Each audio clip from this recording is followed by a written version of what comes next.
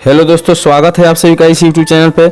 और आज के इस वीडियो में हम बात करने वाले हैं कि आपको यदि एग्ज़ाम देने जा रहे हैं, किसी भी बोर्ड का एग्ज़ाम हो, मैट्रिक हो या इंटर का हो, लेकिन यदि आपको एग्ज़ाम हॉल के पहले ही आपको डर लग रहा है कि किस प्रकार से एग्ज़ाम देना है या बिना पढ़े कॉपी में उत्तर कैसे लिखना है, अगर पढ़े नहीं हो और उत्तर तो लिखना ही पड़ेगा क्योंकि बिना उत्तर लिखे पास नहीं कर सकते हैं आप, या एग्ज़ाम में कुछ नहीं आए तो उस अवस्था में आप क्या करते हैं, और बाकी इन सब प्रक्रियाओं पर हम ध्यान देंगे तभी तो हम परीक्षा में उत्तीर्ण करेंगे, अर्थात परीक्षा में उत्तीर्ण कैसे करेंगे, इस सब टॉपिक को लेकर आए हुए हैं इस वीडियो में। तो इस वीडियो को शुरू से अंत तक जरूर देखिएगा।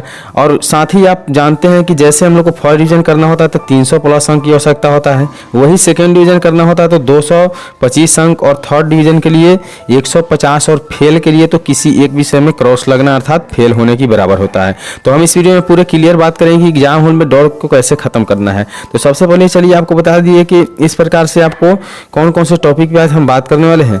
और आपको बता दें कि यदि आप एग्जाम देने जा रहे हैं, क्या देने जा रहे हैं, एग्जाम देने जा रहे हैं, तो सबसे पहले आपको ध्यान देना है कि एग्जाम हॉल में आपको डरना बिल्कुल नहीं है, क्योंकि यह आपका एक गेम के ही बराबर होता है। जैसे मान लीजिए हम कोई गेम खेलते हैं तो हमें पूरा हौसला रहता है कि चलिए हम इस गेम को खेल रहे हैं, इस गेम को जीतेंगे। ठीक उसी प्रकार से आपको हौसला रखना है कि इस एग्जाम को हम दे रहे हैं और इस एग्जाम में जो आए उसे लिखेंगे और एग्जाम को हम पास करेंगे, चाहे डिवीजन कोई भी हो। लेकिन अब हम सबसे पहले बात कर लें कि यदि बिना पढ़े कॉपी में उत्तर आप कैसे लिखेंगे। तो यदि आप पढ़े भी नहीं हो लेकिन यदि आपको एग्जाम का पैटर्न पता हम अगर मालूम हो या पता हो तो आप बिल्कुल वहाँ एग्जाम सही से दे सकते हैं, अर्थात कॉपी में सही से उत्तर दे सकते हैं। तो सबसे पहले हम कुछ एग्जाम्पल के लिए यहाँ लिए हुए हैं। जैसे मान लीजिए कि मैट्रिक व इंटर बोर्ड में यदि परीक्षा हो रहा है तो हिंदी 100 मार्क्स से पूछे जाते हैं, जो 50 ऑब्जेक्टिव होते हैं और 50 क्या होते हैं, सब्जेक्टिव होते हैं। फिर उसी प्रकार से संस्कृत और मैथ और साइंस और सोशल साइंस आप लोग देख पा रहे हैं। तो बिल्कुल इस टॉपिक में हम बिल्कुल बात करेंगे कि अगर आपको कुछ नहीं आ रहा है, अर्थात बिना पढ़े आप एग्जाम देने चले गए, तो आपको उस अवस्था में क्या करना है। तो सबसे पहले ऑब्जेक्टिव सेट का अगर हिंदी का ही पेपर हम दे रहे हैं और ऑब्जेक्टिव क्वेश्चन हमें मिल रहा है तो उस ऑब्जेक्टिव क्वेश्चन में अगर लिमिटेशन दिया जा रहा है 1 से 60 प्रश्न पूछा जा रहा है तो उसमें से किन्हीं आपको 50 प्रश्नों को OMR शीट में भरना होता है। कहाँ भरना होता है, OMR शीट में। तो निश्चित हम कोशिश करेंगे कि 1 से 50 जो OMR शीट का रहता है, जो खंड इस प्रकार से दिया रहता है ABCD करके, यदि आपको थोड़ा भी जानकारी नहीं है तो हम क्या करेंगे कि 1 से 50 तक किसी भी प्रश्नों को अगर हम लगातार ए भी लगाते चले जाते हैं, लगातार ए भी लगाते चले जाते हैं तो निश्चित है कि इसमें आपको 10 से 15 या 20 बिल्कुल है जो सही होगा। लगातार यदि आप ए भी लगाते चले जाते हैं तो बिल्कुल निश्चित है कि आपका 10 से 15 मार्क का सही हो जाएगा। तो चलिए अगर हम बात करते हैं हिंदी में, अगर आपको इस तरह से लगाकर अगर ऑब्जेक्टिव से अगर हम 20 से 25 मार्क उठा लेते हैं, अगर 20 नंबर उठा लेते हैं ऑब्जेक्टिव से, और फिर आपको सब्जेक्टिव से यदि हमें प्रश्न पूछा जाता है और उस प्रश्न को हमें उत्तर देना होता है, तो नहीं आए लेकिन फिर भी हल्का हल्का हम कोशिश करेंगे कुछ ना कुछ उसमें जरूर लिखते हैं।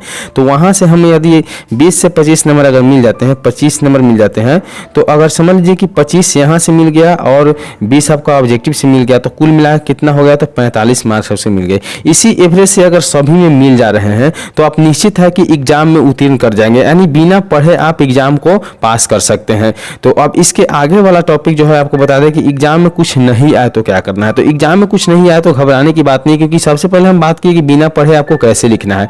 अब रही बात कि एग्जाम में कुछ भी नहीं आए तो क्या करना है। तो एग्जाम में कुछ नहीं आए तो सबसे पहले क्वेश्चन पे गौर करना है। जैसे हम मान लीजिए एग्जाम्पल के लिए आपको कुछ क्वेश्चन बता रहे हैं। जैसे यहाँ दिया हुआ है कि क्वेश्चन है कि प्रकाश का परिवर्तन क्या है। ठीक है, हम इसका उत्तर नहीं जानते हैं, प्रकाश का परिवर्तन क्या है इसका उत्तर नहीं जानते हैं। तो इतना तो हम जरूर जानते हैं कि परिवर्तन का मतलब क्या होता है। परिवर्तन का मतलब क्या होता है, यदि कोई बॉल इधर से फेंका जाए और उधर से बैट्समैन द्वारा मार दिया गया तो बॉल क्या हो गया, परिवर्तन हो गया, मतलब फिर क्या हुआ, रिटर्न आ गया।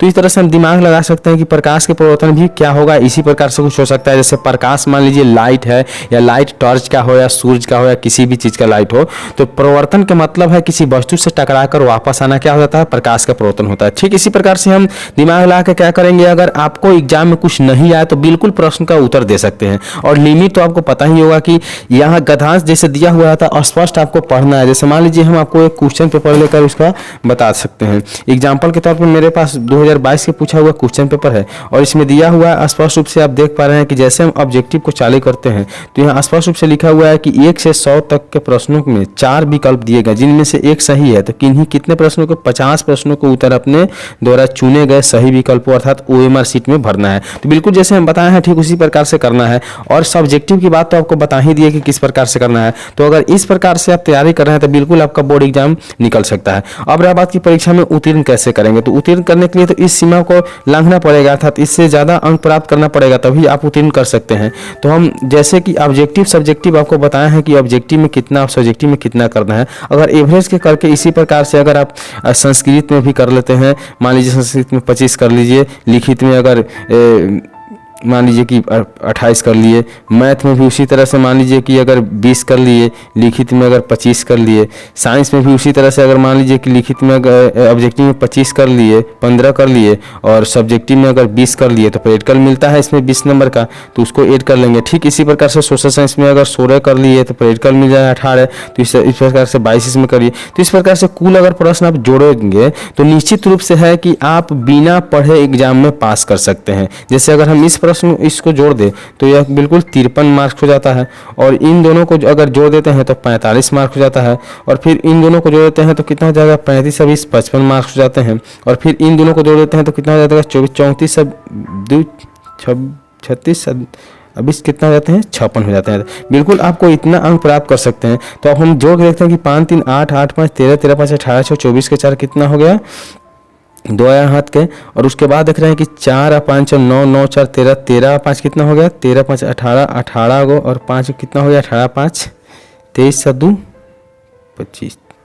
तो कुल मिला के हम 254 अंक प्राप्त कर लिए। फिर से एक बार देख लेंगे कि किस प्रकार से हम किए हैं। तो इस प्रकार से आप किसी भी बोर्ड एग्जाम में बिना पढ़े उत्तीर्ण कर सकते हैं और आप इस लिमिट को पार करके अपना अच्छा से अच्छा मार्क प्राप्त कर सकते हैं। तो चलिए आज की वीडियो में इतना ही। चलिए मिलते हैं अगले वीडियो में, तब तक के लिए बाय।